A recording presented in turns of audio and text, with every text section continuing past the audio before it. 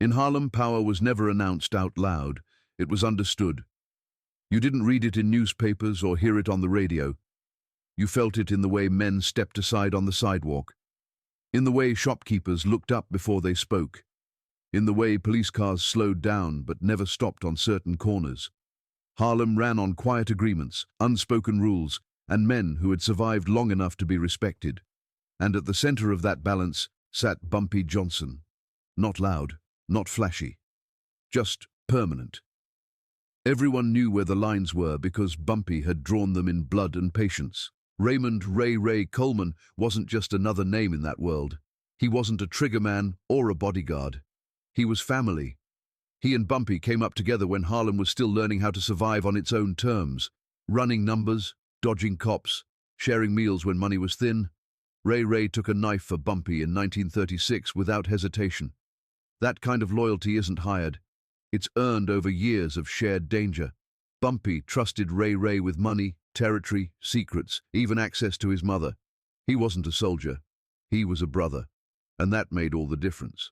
The Italians understood one thing better than anyone. You don't beat a king from the outside. You rot him from within. They couldn't touch Bumpy directly. Harlem wouldn't allow it. Every move he made was watched. Every threat was answered. So they did what outsiders always do when force fails. They bought access. They needed someone who knew Bumpy's habits, his routines, his blind spots. Someone who could sit across from him without raising suspicion. Someone who could pour him a drink and not be questioned. Ray Coleman wasn't just an option. He was the only option. $30,000 in 1945 wasn't just money. It was freedom. A new life. A clean break from the streets if you wanted it. It could buy houses, cars, silence and distance. It could erase years of fear in one envelope. And that's why betrayal cuts the deepest when it comes from someone who knows exactly what you need. Betrayal only hurts when it comes from someone who knows your weaknesses. And Ray knew all of Bumpy Johnson's. Small's Paradise wasn't just a nightclub. It was a landmark. A place where Harlem dressed up, showed out, and reminded the world that black excellence didn't ask for permission. On the surface, it was music, laughter, movement, and light. But beneath the chandeliers and the dance floor, Smalls had another heartbeat, a slower, darker one, the kind that only the right people ever heard. Because when the lights dimmed and the crowd focused on the bandstand, real business moved quietly behind closed doors. The back room of Small's Paradise was where Harlem's power actually lived. Red walls soaked up decades of smoke and secrets. Low lighting kept faces half hidden, half honest. The air was thick with cigar smoke, expensive cologne, and cheap whiskey pretending to be something better. Jazz bled through the doors from the main room, soft but relentless, like a pulse you couldn't escape. Duke Ellington's orchestra had played just a few feet away. Billie Holiday's voice had once floated through those same walls. But back here, music didn't soothe, it warned. This was the room where numbers routes were decided, where territory was divided without maps, where men shook hands knowing one of them might be dead by the weekend. Nobody raised their voice in this room. You didn't have to. Respect was measured by silence, not volume. Chairs were pulled out carefully, drinks were poured slowly. Every move was watched. Every pause meant something. This wasn't a nightclub backroom. This was a courtroom, without judges. And that night, something was wrong. The smiles were too tight. The handshakes lingered a second longer than they should have. The Italians sat differently than they ever had before. Comfortable, confident, out of place. Men from Little Italy didn't just stroll into Harlem's inner sanctums unless they believed the ground beneath them was already secured, and they believed it was, because they weren't standing on Harlem's soil. They were standing on betrayal. Italians crossing into black territory wasn't just disrespectful, it was dangerous. Harlem wasn't theirs to claim. It had been fought for, bled for, defended street by street. Bumpy Johnson had drawn that line years ago, and everyone had respected it. Until now. Until men who didn't understand Harlem's memory thought money could erase history. They didn't come asking for permission. They came expecting compliance. And in that back room, with jazz humming like a warning in the walls, Harlem felt the tension before a single word was spoken. The Italians didn't come to Harlem for conversation. They came for control. By 1945, heroin was no longer just a product. It was a pipeline. Whoever controlled the routes controlled the future. Harlem sat at the center of that future, a gateway with thousands of desperate buyers and endless cash flowing hand to hand. To the Genovese family, Harlem wasn't a community.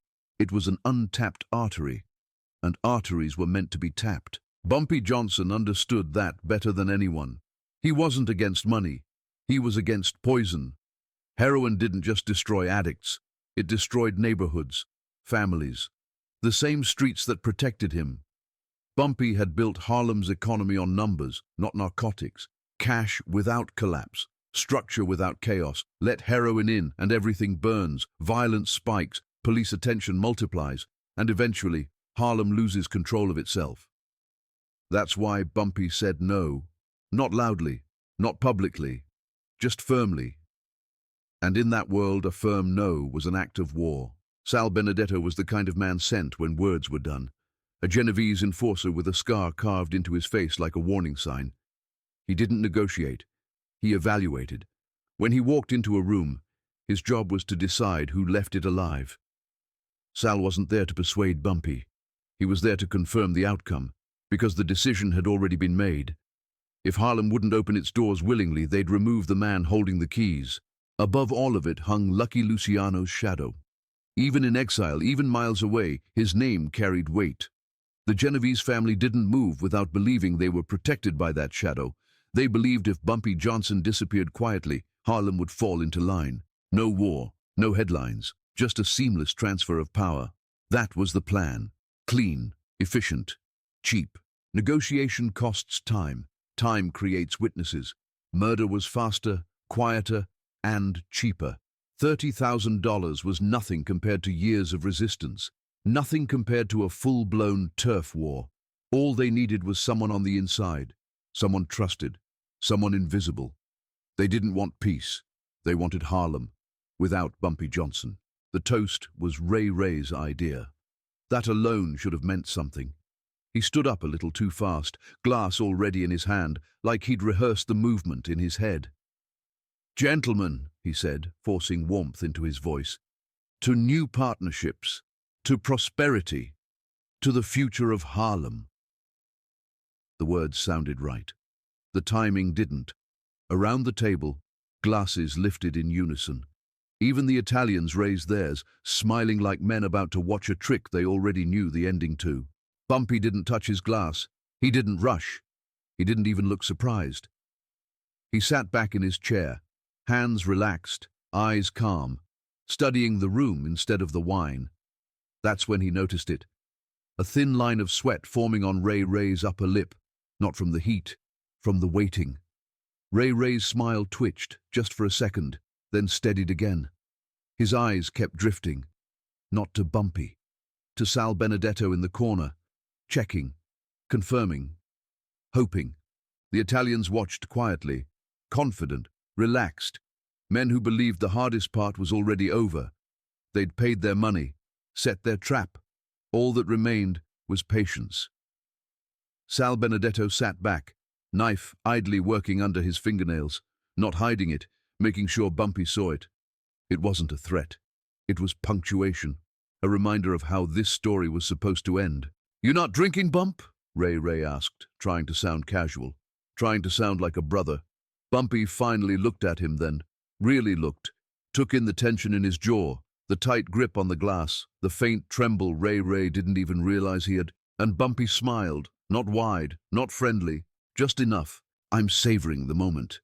The room froze. No chairs moved, no glasses clinked. Even the jazz bleeding through the walls seemed to slow, stretching each note like it was afraid to interrupt. Ray Ray laughed, but the sound came out hollow, brittle. "What moment?" he said. "It's just wine, brother. Brother." The word landed heavy. Bumpy lifted his glass, holding it up to the light, but still not drinking. The deep red liquid caught the glow of the lamp, dark as blood. He spoke calmly, almost conversationally, as if they were alone, talking about nothing important. And that's when the power shifted. Subtle, quiet, deadly. The Italian stopped smiling, Sal Benedetto straightened in his chair. Ray Ray's breathing changed, faster, shallower. Silence took over the room. The kind of silence that spreads fear without saying a word. In that moment, everyone realized. Bumpy wasn't the target anymore. Bumpy set the glass down without taking a sip. Slow, deliberate, like a man putting a thought back where it belonged. His voice never rose. It didn't need to. "You know what arsenic tastes like, Ray Ray?" The words landed softly, but they cut through the room sharper than a blade. For a second, nobody moved. Then the color drained from Ray Ray's face. His mouth opened, but nothing came out. "Bitter almonds," Bumpy continued, calm as ever, faint. Most people wouldn't notice it in a wine this rich. He let that sit. Let the meaning travel across the table. Most people would take a sip, compliment the vintage, and be dead in 40 minutes. Chairs creaked as men shifted uncomfortably. Sal Benedetto's hand drifted toward his jacket. Bumpy's eyes flicked to him once, just once, and the hand stopped. Bumpy stood up, not fast, not dramatic, just enough to remind everyone he was still in control. "But I'm not most people." His gaze returned to Ray Ray, the brother who couldn't meet his eyes anymore. Ray Ray's hand slid toward his waistband, toward the .38 he always carried. Bumpy didn't reach for a gun. He didn't have to. "Don't," he said softly. It wasn't a threat. It was a fact. He reached into his jacket. Every man in the room tensed. Hands hovered near weapons. But Bumpy pulled out an envelope instead. Thick, heavy. He tossed it onto the table in front of Ray Ray. "Open it!" Ray Ray's hands shook as he did. Inside were photographs. Proof. Him meeting Sal Benedetto weeks earlier. Him counting $30,000 in cash. Him smiling in moments he thought were invisible. Bumpy slid another photo forward. "That's your mama," he said quietly. "Nice fur coat." Ray Ray's knees nearly gave out. "See, Ray," Bumpy continued, "I've known for 2 weeks." His tone never changed. No anger. No sadness. Just precision. "I knew about the meeting, the money, tonight." Bumpy didn't raise his voice. He raised the truth. And in that silence, with proof spread across the table like a death sentence, Ray Ray understood something too late. The trap hadn't been set for Bumpy Johnson. It had been set for him. Bumpy reached for the wine glass again. Not his. Ray Ray's. He lifted it just enough for everyone to see, then set it back down gently, like placing evidence on a table. "I switched the glasses." The words didn't echo. They didn't need to. They landed and stayed. Heavy. Permanent. Ray Ray's eyes widened as his mind raced backward through the night. The pour. The greetings. The moments he hadn't been watching closely enough. "The one you poured for me," Bumpy continued, voice steady. "That's the clean bottle." He nodded toward Ray Ray's trembling hand. "The one you're holding." A pause. Long. Surgical. "That's the one with the arsenic." The room seemed to shrink. Italians shifted in their seats, but nobody spoke. Nobody moved. They understood now. This wasn't their play anymore. Ray Ray stared at the glass like it had turned into something alive. His mouth opened, closed. "No," he whispered. The word barely made it past his throat. Bumpy didn't lean in, didn't threaten. He simply looked at him the way you look at a man who has already chosen his fate. "Now drink." That order was worse than a gunshot. A bullet ends things quickly, cleanly. This forced Ray Ray to understand every second of what he'd done, to feel it, to own it. He wasn't being killed for money or territory. He was being judged by the one man whose respect had mattered most. This wasn't revenge. This was judgment. Sal Benedetto stood abruptly, gun halfway drawn. "Nobody's drinking anything," he snapped. "We're leaving." Bumpy didn't even turn his head. "Sit down," he said calmly. The room froze again. Sal hesitated. He knew the truth now. Any move he made would end badly. Harlem wasn't a place you could muscle your way out of once the balance shifted. And it had shifted hard. Ray's hand shook violently. The glass rattled. Sweat poured down his face as reality settled in. The Italians watched in silence, powerless, reduced to witnesses. Their money had bought betrayal, not victory, and now it couldn't buy control back. Ray finally lifted the glass, not because he wanted to, but because there was nowhere left to run, no plea left that mattered. He drank, and in that moment, everyone understood something they'd never forget. Crossing Bumpy Johnson didn't just cost your life. It stripped you of dignity on the way out. Sal Benedetto still had his hand near his gun. His pride was louder than his survival instinct. "One bullet, Johnson," he said. "That's all it takes." The words hung in the air like a dare.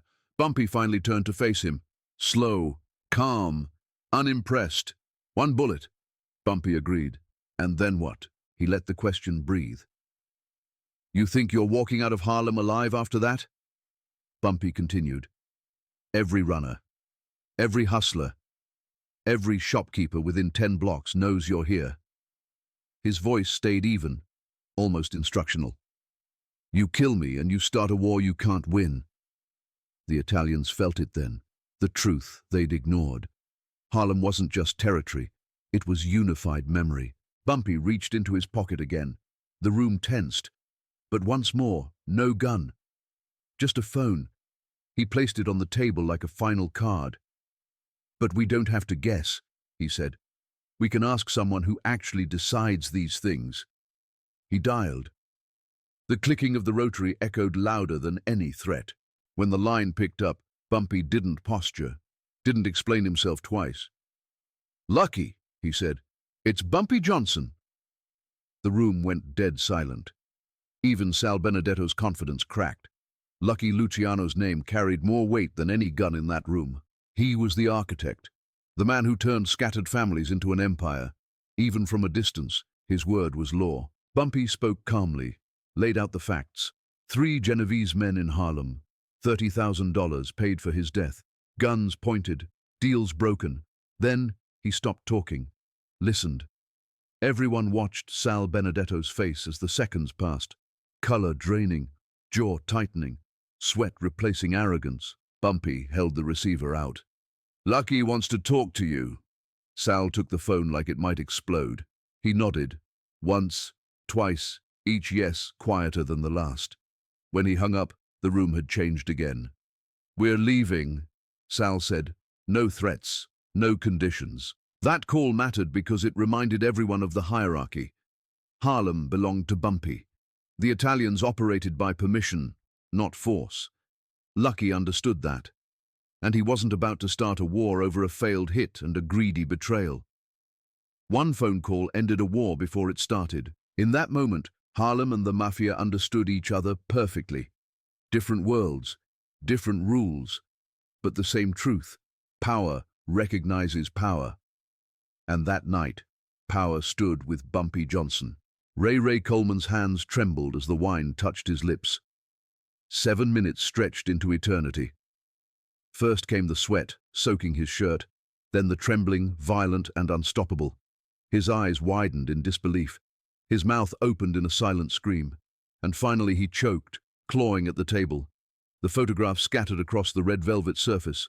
The shattered glass cut shallow lines into the wood. And Bumpy Johnson just watched. Calm, patient, detached. The room stayed silent for those 7 minutes. Not a whisper, not a movement. Every man understood what had happened. Betrayal had its cost. Ray had been Bumpy's brother, his confidant, the man who had once shielded him with a knife. And now he paid the ultimate price for his own greed, for $30,000, for a betrayal too deep to forgive. But Bumpy didn't just survive. He profited and redistributed. He picked up the envelope Sal Benedetto had handed over, counting the $30,000 with steady hands. Then he remembered the promises he had made to Harlem, to the widows whose husbands had died working the numbers, the families left behind with nothing. That night, Bumpy used the money to buy 3 buildings, 3 homes for women whose husbands had sacrificed everything to keep Harlem alive. It wasn't charity, it was principle, a statement that power wasn't just about survival, it was about balance, it was about justice, and the lesson was clear. Cross Bumpy Johnson, and it would cost you everything. But honor the city, honor your brothers, and you might live to see another day. The streets would remember, the widows would remember, and the legacy of Harlem's most feared man would grow stronger, rooted not only in fear but in a strange sense of fairness. Ray Coleman's name was never spoken in Harlem again. The $30,000 he had hoped would buy a life of comfort was buried with him, and the $30,000 Bumpy took from the Italians cemented his position. A king who did not rule by violence alone, but by patience, intelligence, and the coldest form of justice anyone had ever seen. The wine, the betrayal, the envelope, the payoff. Everything became part of the legend, and the streets whispered it for years after. Bumpy Johnson didn't just survive, he profited and redistributed. And in doing so, he reminded everyone in Harlem exactly why he had been the most dangerous man in the city, and why crossing him came at a price no one could afford to pay.